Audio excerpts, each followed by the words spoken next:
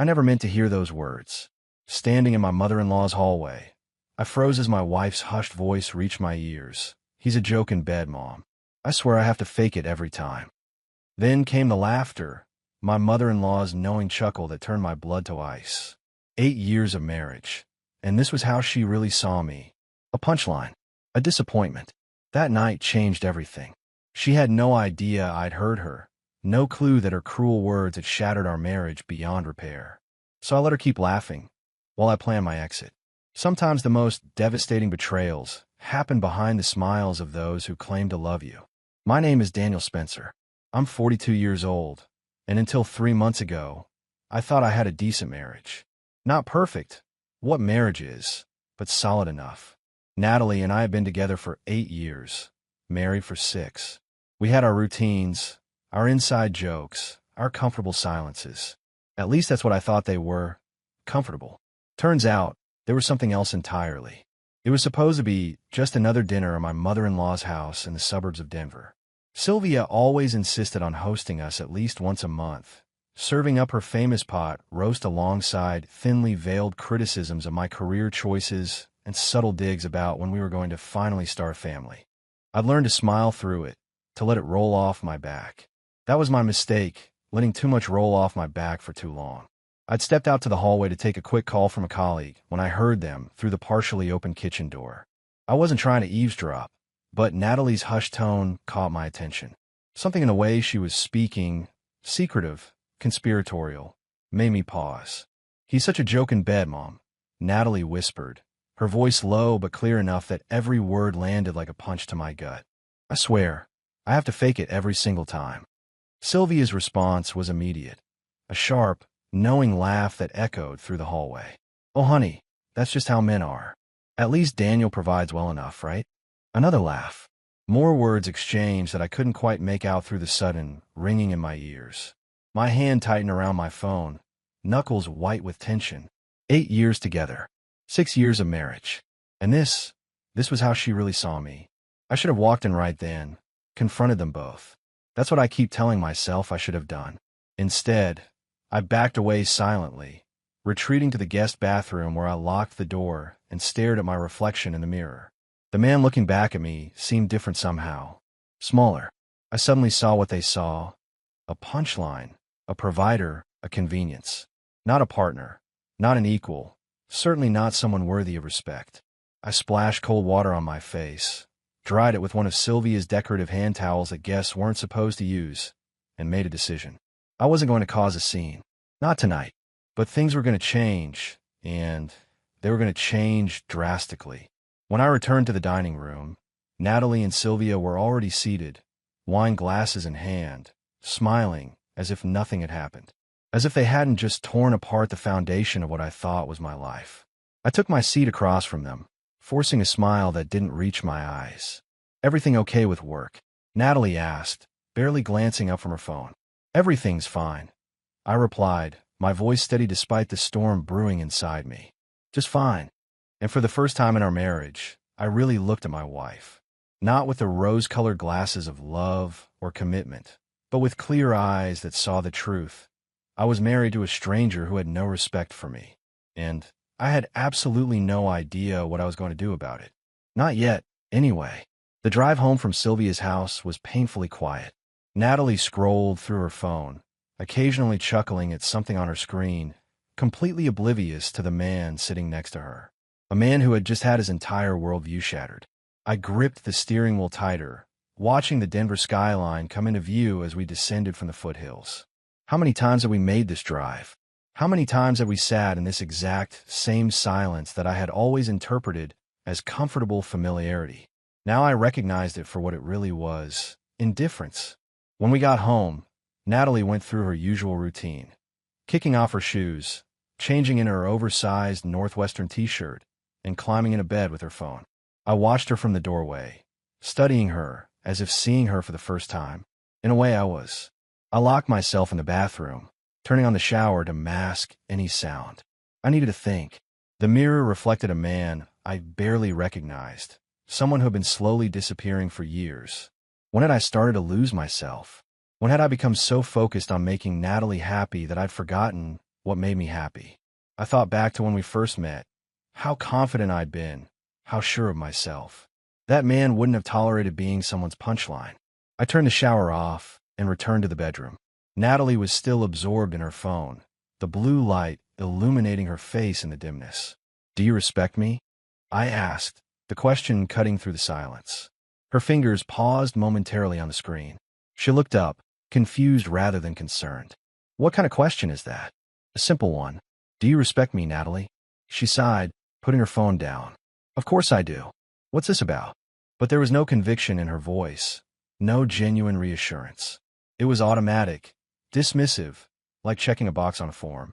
What struck me most wasn't her half-hearted answer, but how quickly she returned to her phone, completely uninterested in why I might be asking such a question in the first place. I stood there for a moment longer, then walked to the guest room without another word. I needed space to think, to plan my next move. Because after what I'd heard tonight, one thing was crystal clear. I couldn't continue living in a marriage where I was nothing but a joke, a convenience, an afterthought. That night, as I stared at the ceiling fan slowly rotating above me, I made a decision. I wasn't going to confront Natalie with what I'd heard. Not yet. First, I needed to see for myself just how deep the disrespect ran. I needed to watch and observe without the filter of someone desperately trying to believe his marriage was working. Starting tomorrow, everything would change. Not for her, but for me. The next morning, I woke up early and went for a run in Washington Park, something I hadn't done in months. Natalie always complained that my morning runs disrupted her sleep. Funny how easily I'd given up something I loved for someone who saw me as a joke. When I returned, she was in the kitchen, coffee in hand, scrolling through her phone. She barely looked up as I entered. "You went running?" she asked, surprise evident in her tone. "Yeah." I grabbed a water bottle from the fridge. "Feels good to get back to it." She shrugged and returned to her phone. No follow-up questions, no interest in why I'd suddenly resumed an activity I'd once loved. Just indifference. Over the next week, I started watching Natalie with new eyes. I noticed things I'd been blind to before. How she never asked about my day, but expected me to listen to every detail of hers. How she interrupted me when I spoke to her friends, as if my thoughts weren't worth sharing. How she subtly criticized my choices, from the way I dressed to how I loaded the dishwasher. On Thursday night, we had dinner with her work friends at that trendy new place in Lodo. I sat quietly, observing as Natalie talked over me whenever I tried to join the conversation. "Daniel's just not into the whole social media thing," she said when someone asked why they hadn't seen me on her Instagram lately. The way she said it made it sound like I was some technologically challenged dinosaur, rather than someone who simply valued privacy. Her colleague Mark laughed. "Sounds like my dad." Everyone chuckled, including Natalie. I wasn't on the joke. I was the joke. Later that night, I checked our joint credit card statement. $400 at Nordstrom that I didn't recognize. When I asked about it, she rolled her eyes. "It was for Sylvia's birthday. I told you about it weeks ago." She hadn't, but arguing would accomplish nothing. Saturday afternoon, Sylvia called. Natalie put her on speaker as she folded laundry. "Did Daniel fix that leaky faucet yet?" Sylvia asked, her tone dripping with its usual condescension. "No, Mom. You know how he is with household projects." I was standing right there in the doorway. They both knew I could hear them, yet they spoke about me as if I were a disappointing child, not a grown man and equal partner in this marriage. That night, as Natalie slept beside me, I stared at the ceiling and thought about my father. He'd always told me that respect was non-negotiable in a relationship. The moment that's gone, he'd said, everything else is just theater. Dad was right. What Natalie and I had wasn't a marriage anymore.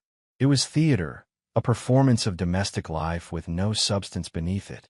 I turned away from her sleeping form and made a mental list of what needed to be done. Because this show was coming to an end sooner than she thought. 2 weeks after that fateful dinner at Sylvia's, I found myself sitting in a coffee shop downtown, across from my old college roommate, Kevin. We'd drifted apart over the years, another casualty of my marriage. Natalie had always found him too loud and immature. Looking back, I realized she'd systematically isolated me from most of my friends. "You look like hell," Kevin said bluntly, stirring his Americano. I hadn't told him why I'd reached out after nearly a year of silence, just that I needed to catch up. But Kevin had always been perceptive. Marriage troubles, I admitted, the words feeling strange on my tongue. I'd never spoken them aloud before. Kevin nodded, unsurprised. I figured something was up when Natalie started untagging you from her posts last year. I blinked. She what? He pulled out his phone. Show me her Instagram. There I was, gradually disappearing from her social media presence over the past year. In the few photos where I remained, I was often partially cropped out or looking away. Digital erasure. Symbolic of what had been happening in our real life. I'm thinking of leaving her, I said quietly. Kevin didn't look shocked. About time. His immediate support loosened something in my chest. For the first time since overhearing Natalie's words, I felt like I wasn't crazy for feeling betrayed. I need a lawyer, I said, and a place to stay, just for a while. I've got a spare room, Kevin offered without hesitation. As for lawyers, my cousin Sarah is one of the best divorce attorneys in Colorado. I'll text you her number. I felt a strange mixture of gratitude and grief. This was really happening. That evening, I called Sarah from my car in the parking garage at work. She was direct and efficient, laying out exactly what I needed to do. Gather financial documents, change passwords, secure personal items of value, find temporary housing, all while maintaining the status quo at home. The element of surprise is your only advantage, she advised. Once you serve papers, the dynamic will change completely. I thought about the way Natalie casually dismissed me, how she and Sylvia spoke about me when they thought I couldn't hear. How would they react when they realized I'd been listening all along? Back home, Natalie was on the phone with her mother, laughing about something. She waved absently as I walked in, not bothering to end her call. I smiled back, playing my part. But inside, something had hardened. The hurt was crystallizing into resolve, the confusion into clarity. This weekend, Natalie was flying to Chicago for her college roommate's bachelorette party. She'd be gone for 3 days. Perfect timing to set my plan in motion. Friday morning, I kissed Natalie goodbye as she left for the airport. Her overnight bag seemed unusually large for a 3-day trip, but I didn't comment. I'd stopped asking questions weeks ago, part of my strategy to appear disinterested while I made my preparations. Try not to burn the house down, she joked as she slipped into her Uber. I forced a laugh. Have fun with the girls. As soon as her car disappeared around the corner, I sprang into action. Sarah had given me a detailed checklist, and I had exactly 72 hours to complete it. First stop, our home office. I gathered tax returns, investment statements, property deeds, and insurance policies, scanning everything into a secure cloud drive that only I could access. I photographed valuables, artwork we'd collected, Natalie's jewelry, most of which I'd paid for, electronics and furniture. Next, I headed to the bank. I withdrew half the money from our joint savings account, not a penny more than what was legally fair, and opened a new account at a different bank. I provided the manager with a copy of my new mailing address, Kevin's place in Capitol Hill. By evening, I was systematically working through Sarah's checklist. Change passwords on personal email accounts. Check. Secure personal documents like birth certificate and passport. Check. Order credit reports. Check.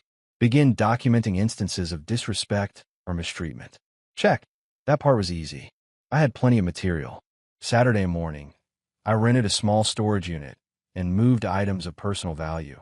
My grandfather's fly fishing gear, the vintage record collection Natalie had always threatened to donate, family photos from before our marriage. Things I couldn't bear to lose in a contentious divorce. That afternoon, Kevin helped me move essential clothing and personal items to a spare room. We worked efficiently, knowing time was limited. You're doing the right thing, Kevin reassured me as we loaded the last box into his SUV. I watched you disappear these past few years. The old Daniel wouldn't have taken this crap for so long. He was right. I'd compromised myself piece by piece, try to earn respect that should have been freely given. On Sunday, I returned everything to perfect order. The house looked untouched, with no evidence of my preparations. I even prepared Natalie's favorite dinner for when she returned, a final act in my role as devoted husband. That evening, I stood in our bedroom, looking at the wedding photo on the dresser. We looked happy, hopeful. Had it all been an illusion from the start? Or had something broken along the way? It hardly mattered now. My phone buzzed with a text from Natalie. Flight landed. Be home in an hour. I took a deep breath, readying myself for the performance of normalcy. But something had shifted inside me. The man who had overheard his wife's cruel words at Sylvia's dinner table was gone. In his place stood someone new, someone with a plan, with self-respect, with boundaries. Someone who was finally ready to walk away. Natalie returned Sunday night, exhausted but glowing from her weekend in Chicago. She breezed through the door, barely acknowledging me as she wheeled her suitcase to the bedroom. I noticed she had a new bracelet, gold with small diamonds. Not the kind of trinket you'd typically buy yourself at a bachelorette party. How was the party? I asked, setting a plate of her favorite pasta carbonara on the dining table. Amazing. She scrolled through her phone, showing me photos of the girls at various clubs and restaurants. Jenna's fiancé arranged for us to have VIP access at the Underground. You know, that exclusive club I told you about. I nodded, though she'd never mentioned it before. Another small lie in a tapestry of deception. As she talked, I studied her body language, relaxed, confident, without a trace of guilt or discomfort. The perfect performance of a wife sharing her weekend with her husband. Except I didn't believe the performance anymore. "You're being quiet," she remarked as she finished her wine. "Everything okay?" In the past, I would have immediately reassured her. Now I simply shrugged. Just tired. Her brow furrowed slightly in my uncharacteristic lack of interest, but the moment passed quickly. She was far too absorbed in her own world to notice the seismic shifts in mine. Over the next 2 weeks, I implemented phase 2 of Sarah's strategy, emotional distancing. I came home later from work. I stopped texting during the day. I declined invitations to dinner with her friends. Small changes, nothing dramatic enough to trigger suspicion, but enough to create distance. At first, Natalie didn't seem to notice. Then, slowly, I saw confusion creep into her expressions when I didn't respond to her the way I used to. Like a pet owner whose dog suddenly stops fetching, she was perplexed by the change in behavior, but not particularly concerned. The third Thursday after her Chicago trip, I was working late in our home office when Natalie came in looking uncharacteristically uncertain. "Are we okay?" she asked, leaning against the doorframe. I looked up from my laptop. "What do you mean? You've been different lately." "Distant." I closed my computer, giving her my full attention. "Have I?" "Yes." She crossed her arms defensively. "You hardly talk to me anymore. You've been coming home late. You didn't even react when my mother called to say she's extending her Vail condo stay and wants us to visit." I hadn't reacted because I knew I wouldn't be going to Vail with her. Not now. Not ever again. But she didn't need to know that yet. "I've just been busy," I said, my voice carefully neutral. End of quarter is always crazy at work. She seemed to accept this, relieved to have an explanation that didn't require deeper examination of our relationship. "Well, try to be more present," she said, the command thinly veiled as a request. People were starting to notice. Lisa asked if we were having problems. Oh, there it was. Not concern for our relationship, but concern for how it appeared to others. Classic Natalie. "I'll work on it," I promised, knowing it was the last promise I'd ever make her. That night, as Natalie slept beside me, I slipped out of bed and finished packing the last essentials I'd need at Kevin's place. In 3 days, the divorce papers would be ready.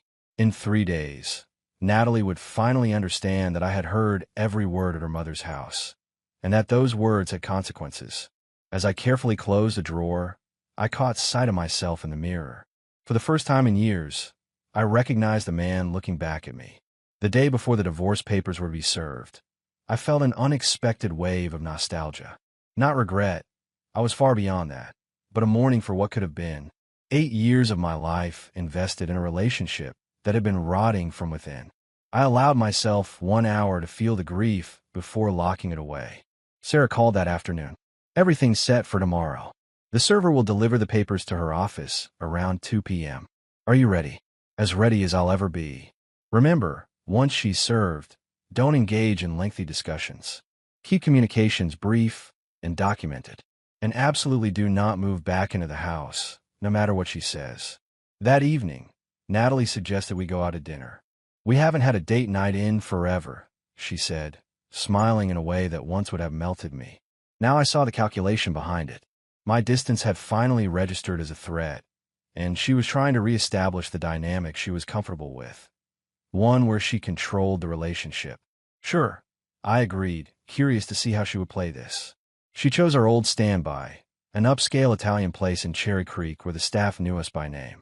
As we settled into our familiar corner table, I observed her carefully.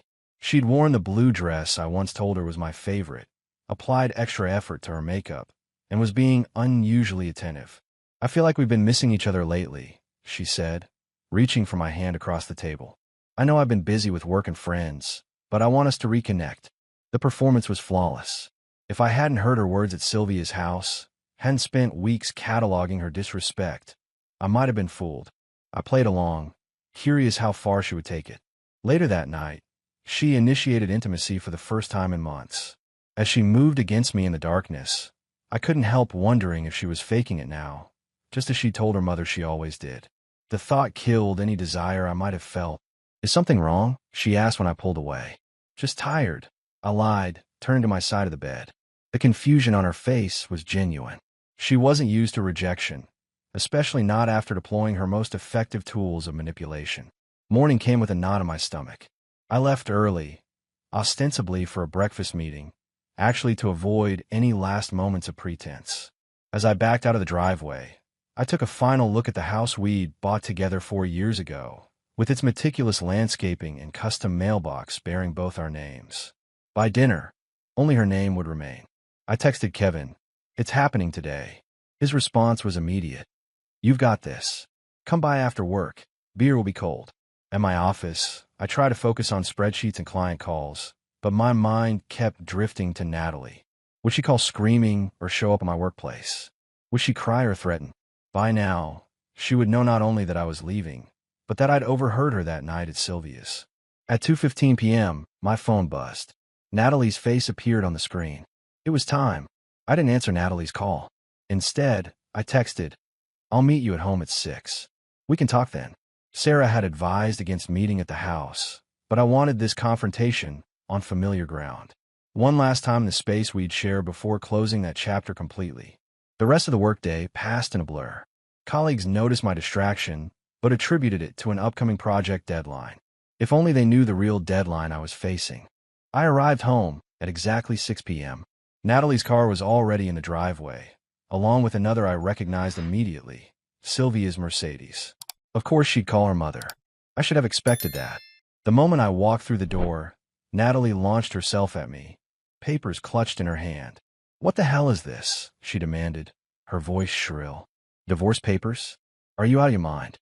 Sylvia stood in the background, arms crossed, her face a mask of righteous indignation. I remained calm, setting down my briefcase. "I think the papers are pretty clear, Natalie." "Clear? There's nothing clear about this. Everything was fine until..." "Until what?" I interrupted. "Until I stopped playing along. Until I stopped accepting being treated like an afterthought in my own marriage." Her expression shifted from anger to calculation. "What are you talking about?" "I've always..." "He's a joke in bed, Mom. I swear I have to fake it every time." I quoted her words verbatim, watching as the color drained from her face. "Sound familiar?" "It should. Those were your exact words at your mother's house last month." Sylvia gasped. Natalie's mouth opened and closed wordlessly. "I heard everything." I continued, my voice steady. "I was in the hallway when you decided to share that particular insight with your mother." And she laughed. You both laughed. "You were eavesdropping on a private conversation." Natalie finally managed, attempting to shift blame. "I wasn't eavesdropping. I was walking back from taking a call when I heard my wife describing me as a sexual failure to her mother. Tell me, what's the appropriate response to that?" Sylvia stepped forward. "Now, Daniel, every marriage has its rough patches. This isn't about a rough patch." I cut her off. "This is about respect. Or rather, the complete lack of it." Natalie's strategy shifted instantly. Tears filled her eyes. Impressive how she could summon them on command. "It was just girl talk," she pleaded. "It didn't mean anything. You're throwing away 8 years over one stupid comment." "It wasn't just one comment," I replied. "It was the culmination of years of disrespect." That moment just opened my eyes to what I'd been ignoring. She moved toward me, reaching for my arm. "We can fix this. We can go to counseling." I stepped back. "There's nothing to fix, Natalie. I'm done being the butt of your jokes. Done being someone you tolerate rather than respect." "Where have you even been staying?" she demanded, noticing for the first time that some of my things were missing. "That's not your concern anymore." "This is ridiculous," Sylvia interjected.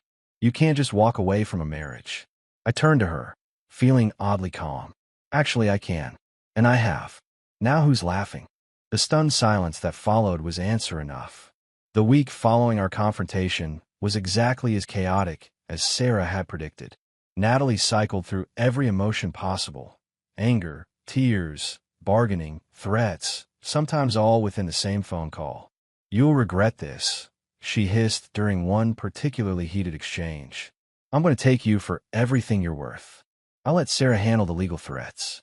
That's what I was paying her for. Sylvia was worse. She left scathing voicemails, each one more desperate than the last. After everything we did for you, she fumed in one message. Natalie gave you the best years of her life. I deleted them all without responding. Friends and acquaintances began taking sides. Some reached out with awkward messages of support. Others disappeared entirely. A few of Natalie's friends sent accusatory texts, having heard who knows what version of events. I blocked their numbers without reading beyond the first few words. Through it all, Kevin's spare room became my sanctuary. Stay as long as you need, he insisted, despite the cramped quarters.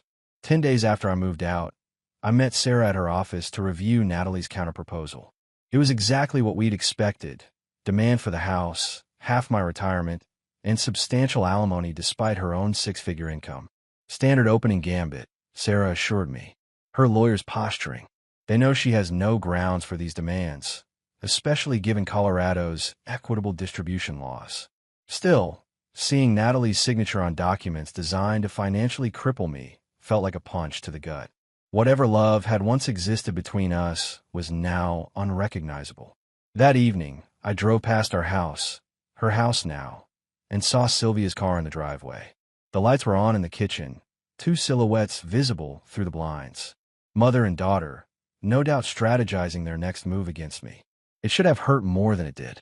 Instead, I felt strangely liberated.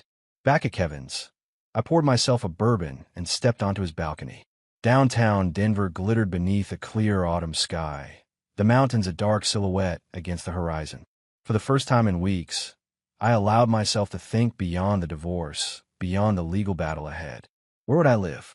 What would I do with my newfound freedom? Who would I become now that I wasn't defining myself as Natalie's husband? Kevin joined me, handed me a cigar. You look better, he observed. Less haunted. I feel better, I admitted. Like I'm waking up from a long sleep. You kind of are. He lit a cigar, then mine. The Daniel I knew in college wouldn't have tolerated half the crap you've put up with these past years. He was right. I'd compromised myself piece by piece, surrendering my identity to save a marriage that wasn't worth saving. What's next? Kevin asked after a comfortable silence.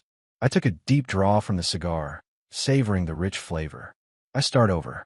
On my terms this time. The future stretched before me. Uncertain, but full of possibility. And for the first time in years, I was actually looking forward to it. 6 months later, I stood in the living room of my new condo in downtown Denver, watching snow fall gently over the city. The divorce had been finalized 3 weeks earlier, faster than expected once Natalie realized her demands weren't going to fly with the judge.